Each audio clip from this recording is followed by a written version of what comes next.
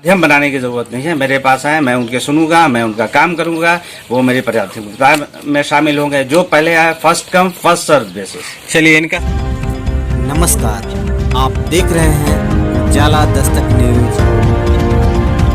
हर खबर सीधे आप तक।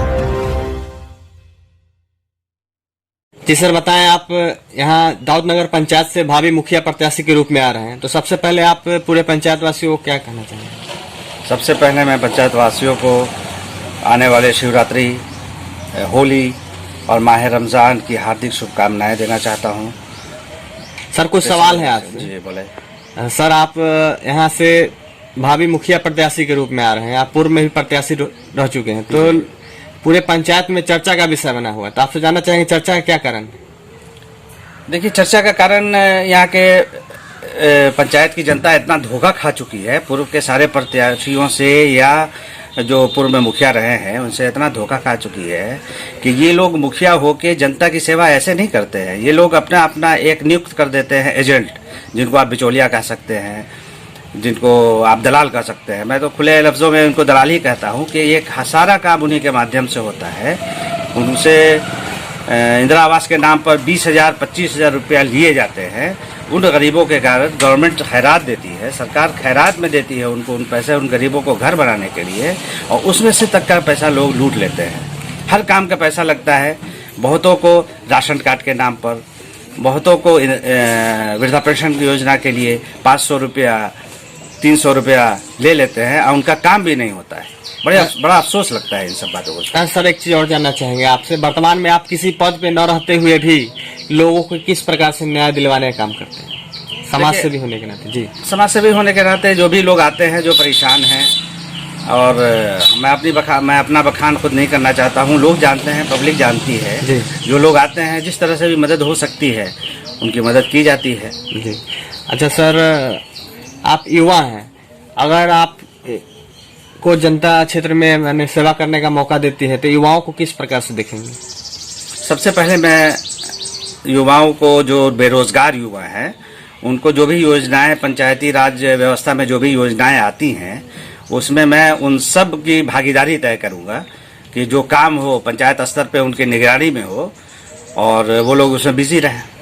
अच्छा सर, समाज सेवी होने के नाते एक और सवाल, मनरेगा के माध्यम से हर एक पंचायत में मवेशी सेट बनना था, तो आपसे जानना चाहेंगे आपके मवेशी सेट की क्या स्थिति है आपके पंचायत में? ये तो बड़ी हास्यास्पद है। आप जाके देखिए जी, आप कहीं भी जाके देखिए इस पंचायत के, जिनके पास माल नहीं है उनके दरवाजे पर मवेशी शेड बन गया।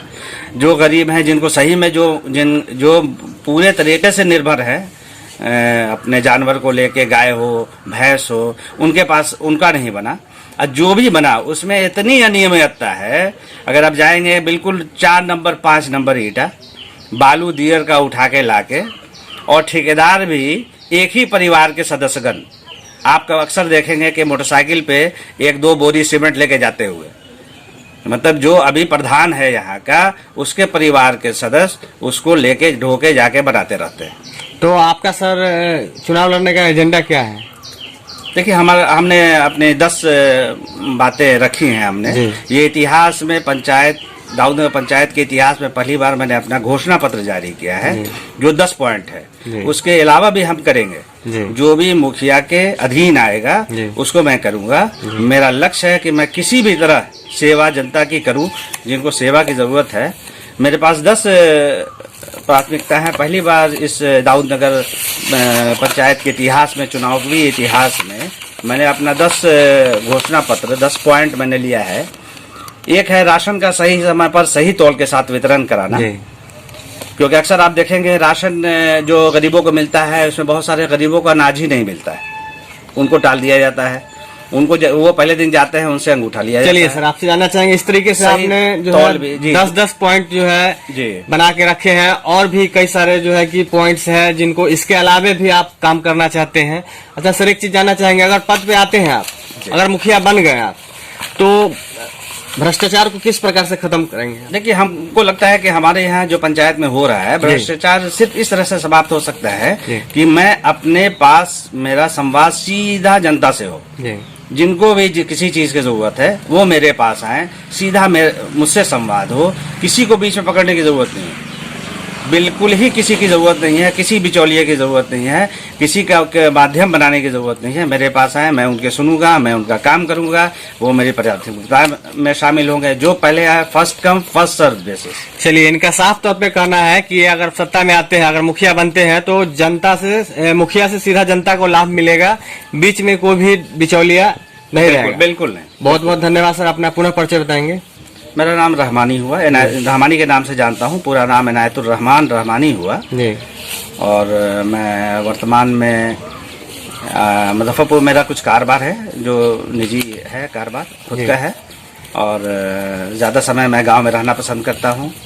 और एक हमारे पिताजी या दादाजी ने इस समाज की सेवा की है यहाँ रहते हुए। पिछले लगभग 60-70 साल से इस समाज के बीच में उन्होंने अपनी सेवा की है। पिछली बार जो वोट आया मुझे, वो भी जनता का सम्मान उन्हीं के प्रति था। मैं भी चाहता हूँ मैं कुछ ऐसा काम करूँ कि मेरा भी नाम हो। अच्छा सर, एक चीज और जानना चाहेंगे, आप राजनीतिक में कितने वर्ष के थे तब से आपने माने समाज के प्रति चेतना जाहिर की और राजनीतिक में कदम उठाया?